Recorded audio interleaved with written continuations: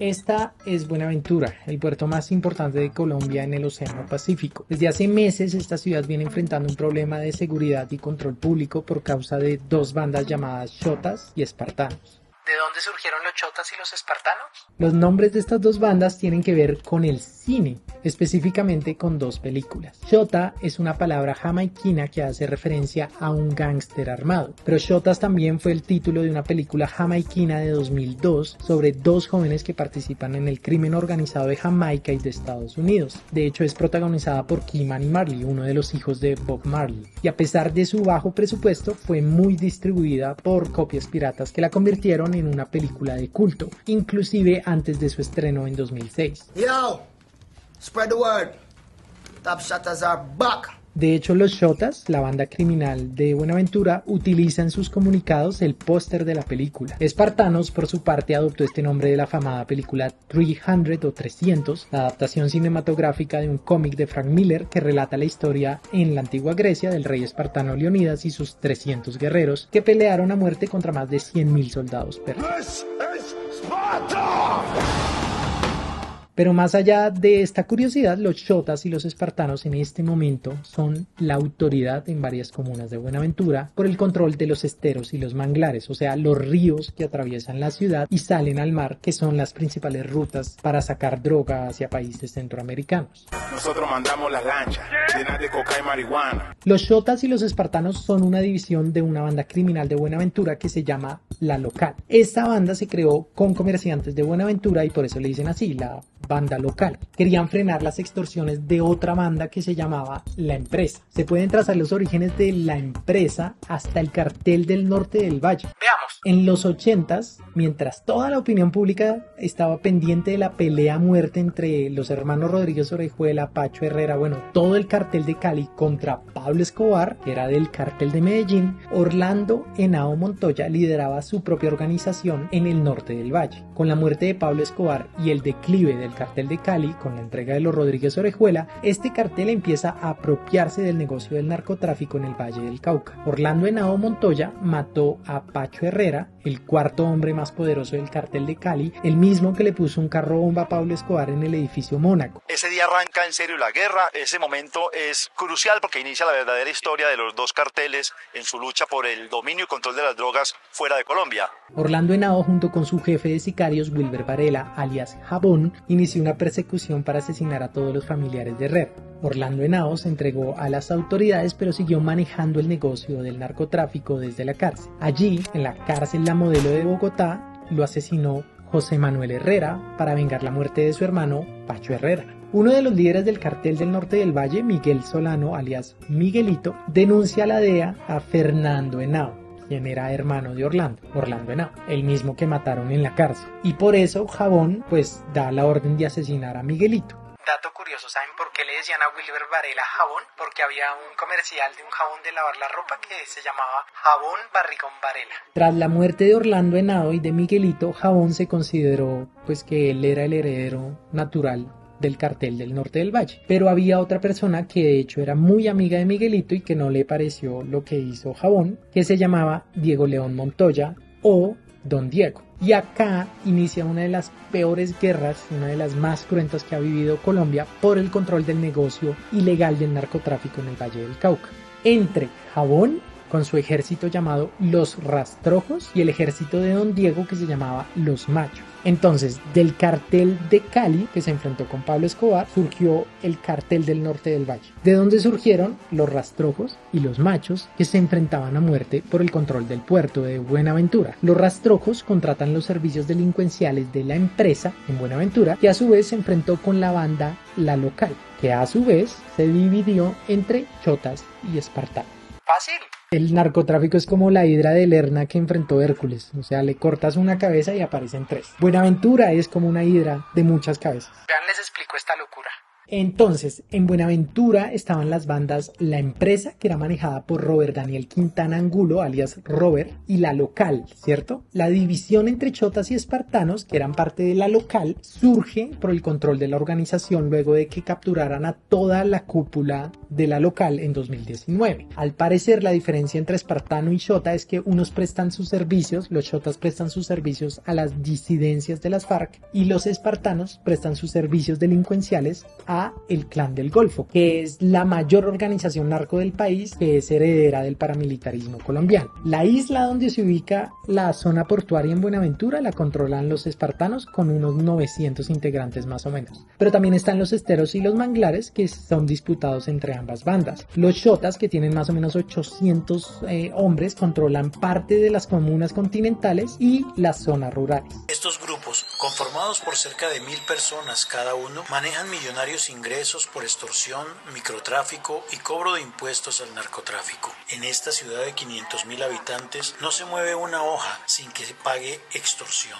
De este cobro no se salvan ni la administración pública, ni la empresa privada, ni los pequeños comerciantes. Ahora bien, en este momento, la guerra en Buenaventura no es solo entre los chotas y los espartanos. Hay una tercera banda criminal llamada Los Chiquillos, o también les dicen los Roberts o la banda de Robert, que es heredera de La Empresa. ¿Se acuerdan que había un jefe que se llamaba Robert? La Empresa era la que trabajaba con los rastrojos. Está muy difícil. O sea, tenemos a los chotas, a los espartanos y a los chiquillos, ¿sí? Los chotas y los espartanos vienen de La Local y los chiquillos vienen de La Empresa. Pero eso no es todo. El pasado 3 de julio, al parecer, surgió otra banda criminal que se hacen llamar los Jaliscos. Vean este video, por ejemplo, amenazan directamente a alias Robert. Señores, somos del cartel de Jalisco. Venimos contra alias Robert y todo aquel que le está haciendo la copia a este hijo de... Los espartanos, los chotas, la banda de Robert y hasta una facción del cartel de Jalisco serían las sospechosas de horrorizar a los civiles de la zona. Hay expertos que aseguran que los Jaliscos son los mismos chotas dirigidos por Diego Fernando Bustamante, alias Diego Optra, quien fue capturado en 2019. Y adivinen qué, dejado en libertad por vencimiento de términos. Después de que uno de sus 7 escoltas lo grabó en una piscina de Antioquia, agentes de la Dijín lo sorprendieron y lo capturaron. Se trasladaba por el municipio de Río Negro con 7 de sus escoltas en 2 vehículos blindados. Diego Optra fue dejado en libertad luego de ser capturado en octubre del 2019 y permanecía detenido en la cárcel de Tunja.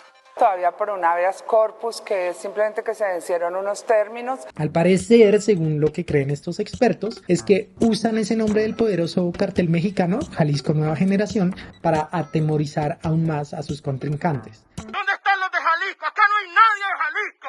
¡Zapa, Diego! Lo que trata es plomo. Pero estos rumores de que son los mismos chotas los desmintió enfáticamente a cambio el líder de los chotas, que nos aseguró que era un grupo de antiguos miembros de La Empresa que regresaron a la ciudad y son enemigos de los Roberts y amenazan tanto a chotas como a espartanos. Ahora bien, la presencia de miembros de carteles mexicanos en Colombia no es que sea extraña. La Fiscalía reveló que el cartel de Sinaloa ayudó a la excongresista Aida Merlano a salir del país. En 2022, el año pasado, capturaron a 2 hombres de la entera confianza de la cúpula del cartel de Sinaloa y el pasado abril capturaron a 7 personas que eran enlaces con el cartel Jalisco Nueva Generación. O sea, básicamente el enfrentamiento pasó de ser de 2 bandas, La Local y La Empresa, a 4 bandas: los Chiquillos, que son herederos de La Empresa, los Chotas y los Espartanos, que son herederos de La Local, y los Jalisco, que no sabemos si son herederos de La Empresa o si son los mismos Chotas o si son realmente un brazo armado del cartel mexicano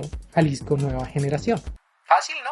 En el gobierno de Gustavo Petro, Buenaventura se convirtió en el laboratorio de la política de paz total. Yo soy el delegado de los espartanos, el vocero de ellos. Los chotas y los espartanos firmaron una tregua el 2 de octubre de 2022 que se selló con un partido de fútbol y dio paso a unas navidades alegres y con mayor tranquilidad. Durante la tregua, las bandas asesinaban personas y botaban su cadáver fuera de la ciudad para que no quedara registro del crimen y culparan de esa muerte a otras dinámicas de la región, como el enfrentamiento entre guerrillas y el Clan del Golfo. Pero después de 95 días, el 4 de enero de 2023, la tregua se rompió por el asesinato de alias Super, uno de los voceros de los chotas en la mesa de conversaciones con el gobierno. Super fue desmembrado y grabado en un video que se compartió en redes sociales. Un vocero de los chotas le dijo a cambio que los culpables de ese crimen fueron los espartanos, pero los espartanos aseguran en un comunicado que fue el propio líder, Diego Optra,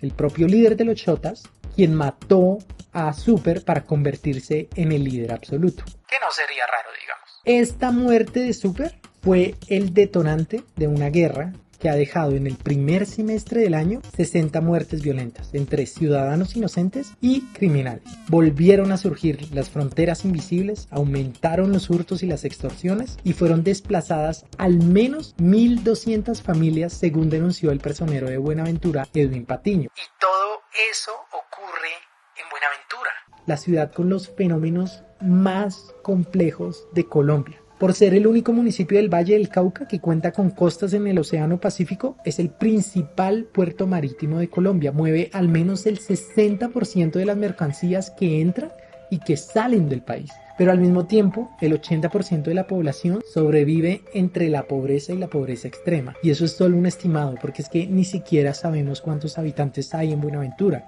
Buenaventura es una ciudad absolutamente contradictoria. Hay pobreza y hay mucha riqueza. Es un centro de comercio, pero también de contrabando y narcotráfico. Es una ciudad aislada, abandonada por el Estado, pero es el mayor punto de conexión con el comercio internacional. Está dotada de un sistema ambiental de grandes afluentes hídricos compuestos por esteros, ríos y quebradas, pero el servicio del agua solo funciona cada 2 días por 8 horas. Esa mañana los habitantes decidieron cerrar la vía del sector como acción de protesta ante el abuso de la SAAP, pues ya completan más de 15 días sin agua. A ese se le suma la falta de alcantarillado, lo cual genera inundaciones. Yo sí, chota. Muéstrale otro fusil ahí. Estamos a ti pendientes. Con esta guerra entre hombres encapuchados que patrullan las calles con fusiles, el aumento de las extorsiones, el control de productos básicos para sobrevivir, los asesinatos selectivos y las balaceras en las noches, hasta su nombre, Buenaventura, parece absolutamente contradictorio. Y el problema es que las soluciones que el gobierno ha planteado parecieran no entender esta complejidad. Y a través de un tren elevado, moderno, eléctrico, vincula Buenaventura con los puertos del Caribe, entre ellos Barranquilla. Un tren donde no hay acueducto. Y ante la escalada de violencia, el presidente también anunció que se iban a crear 1.000 cupos en la Universidad del Pacífico que serán asignados a jóvenes que deseen desmovilizarse de estas bandas criminales. Los chotas, los espartanos, los no sé qué de Jalisco. Los invitamos a que vengan a estudiar. Pero además les prometió que les iba a dar 1 millón de pesos a cada uno para garantizar la manutención de los desmovilizados. Es que el gobierno ni siquiera ha cumplido las demandas de la población durante el paro cívico que ocurrió hace 6 años. Podríamos empezar por ahí. Miles de bonaverenses se lanzaron a la calle en este segundo día del paro cívico. ¡Que los servicios sean todos legales!